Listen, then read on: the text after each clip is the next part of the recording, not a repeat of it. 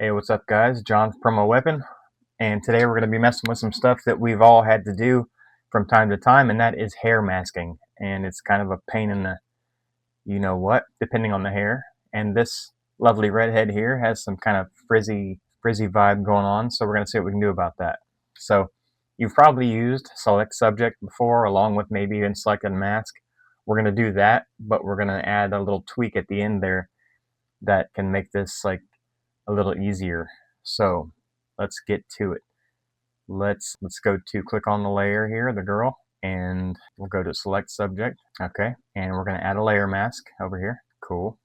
Now if I turn on this black background, you'll see that she has this white crazy halo kind of a thing around her head here. So we're going to go right click on that mask and hit select and mask. All right, and you can see I have this on overlay. And I'm going to leave these default. I'm going to go color aware here. Let's see. Decontaminate colors. We're going to do that. I'm going to zoom in here. And you can see at first glance, it's like, oh, that's pretty neat. But when you zoom in a little bit, you can see what it does to the edges. It kind of just, right? So we're going to take that down quite a bit on the slider down here. And until that like matted look kind of goes away. That's pretty neat. That's pretty neat. That's pretty good there. And we're going to take care of that with the little trick here. All right, I like that. So I'm going to output to new layer with layer mask. Okay, and you can see it duplicated our layer here. I'm going to leave this one off, leave the new one on.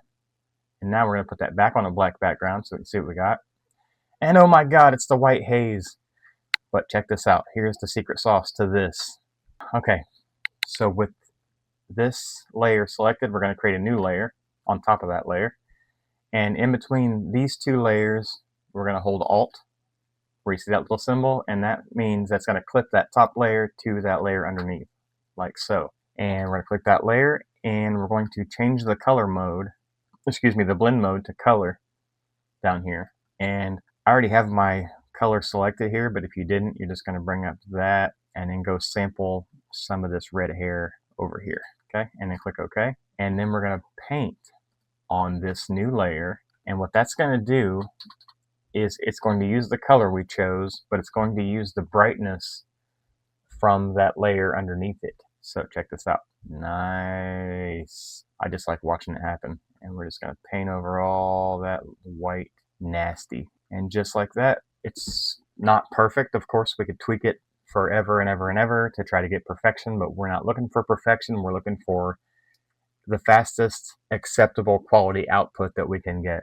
And speaking of quality, this wasn't like a 4K image that I started with, so it's kind of low res to start with. But yeah, so then you can just go ahead and put it on whatever background you like, and that's pretty much it, guys. So to recap, select and mask, select subject, into select and mask, decontaminate colors, that checkbox at the bottom, drag that slider way down to where you don't have that like thick matte look around the edges of her hair, and then output that to a new layer with layer mask, create a new layer above that, clip that layer to the other layer by holding Alt in between the two layers, pick the color of the hair around kind of where you're going to be painting, and change the blend mode of that layer to color, and paint away.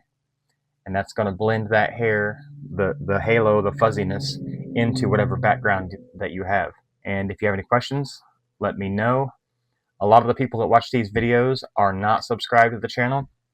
If you want to see more tips and tricks and things like this, as well as my new tool drops and things like that, like this one over here, this little plug-in called Trigger Finger, I'm going to do a video on that here in a little bit. It kind of just brings all your common actions right here in front of your face, so you don't got to do the whole menu hunt thing. And, you know, I was tired of it, so I created that. And I'll do it, like I said, I'll do a video about that. Send me, if you have any questions or need like personal help, info@promoweapon.com is my email. Shoot me an email. I respond within 24 hours usually, and we'll see what we can do to help you out. Thanks for watching, guys. I'll see you next time.